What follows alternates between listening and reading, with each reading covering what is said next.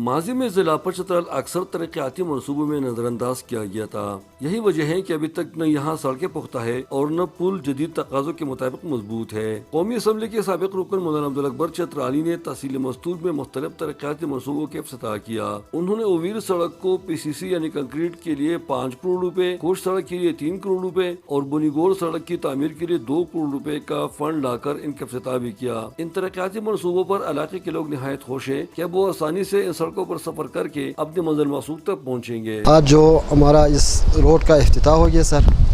ہم اپنے علاقے کی طرف سے اپنی طرف سے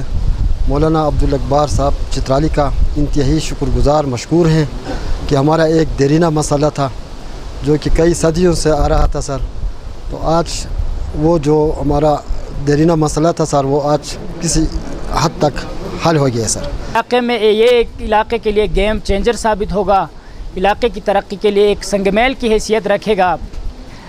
چونکہ ہم لوور چترال اور اپر چترال کے بالکل بیچ میں واقع ہے ہمارا علاقہ، اسے ہمارا یہ جو روڈ بن جائے گا، یہ چھنی جو روڈ ہے اس کا نام ہے چھنی روڈ، ابھی CNW کے تحویل میں ہے.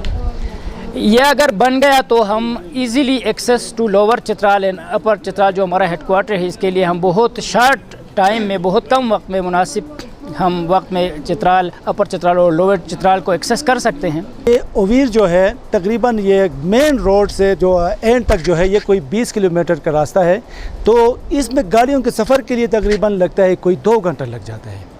تو یہ جب آپ PCC روڈ بن جائے گا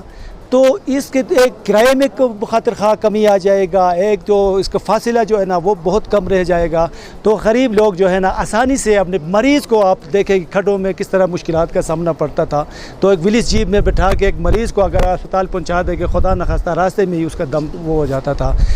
یہ اس روڈ کا یہ اویر ویلی روڈ ہے اور یہ 80s میں بنا تھا ڈسٹرکٹ کونسل کے تھرو. اس کے بعد سے یہاں پر کچھ جو MNAs اور MPAs مختلف پارٹیز کے لوگ آئے، انہوں نے یہاں پر تھوڑے فنڈ رکھے تھے، لیکن وہ ہماری ضرورت کے مطابق اب بھی اسی طرح نہیں ہے جس طرح ہماری ضرورت ہے. عبدالاکبر چترالی کا کہنا ہے کہ اس سے اس پسماندہ علاقوں میں ایک ترقیاتی انقلاب کا آغاز ہوگا. اور یہ انتہائی بیکورڈ ایریاز ہیں اور اس میں آمد و رفت کا مسئلہ سب سے بہت اہم مسئلہ ہے، جس کے لیے میں نے اس دفعہ تحصیل ملکوں کے لیے تقریباً 13 کروڑ روپے، مستوج کے لیے 2 کروڑ روپے اور تحصیل تورکھو کے لیے میں نے 5 کروڑ روپے رکھے ہیں. ان سے جو ان کے آمد و رفت کے راستے ہیں اس میں کام ہوگا اور اس میں انشاءاللہ ان کو اس علاقے کو یعنی آگے لے جانے میں، ترقی ان کو دینے میں، لوگوں کو سہولیات فراہم کرنے میں، خاص کر بچوں اور بچیوں کو اسکول آنے جانے میں اور مریضوں کو اسپتال لے آنے اور لے جانے میں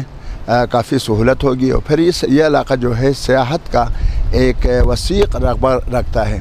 ان سڑکوں کی تعمیر سے اس سیاحتی ضلع میں اب سیاحت بھی فروغ پائے گی اور سیاحت کو ترقی دینے سے یہاں پر بے روزگاری اور غربت میں بھی کمی آئے گی. محمد فاروقی، نیوز 1 چترال. سابق رکن قومی اسمبلی عبدالاکبر چترالی کے پڑھ سے تحصیلی مستوج کے علاقوں میں جو پل اور سڑکیں بنی گی تو اس سے ایک طرف اگر لوگوں کو آسانی ہوگی تو دوسری جانب اس خوبصورت علاقے میں سیاحت فروغ پائے گی اور سیاحت کو ترقی دینے سے اس علاقہ سے بھی غربت کا خاتمہ ہو سکے گا. محمد فاروقی، چترال.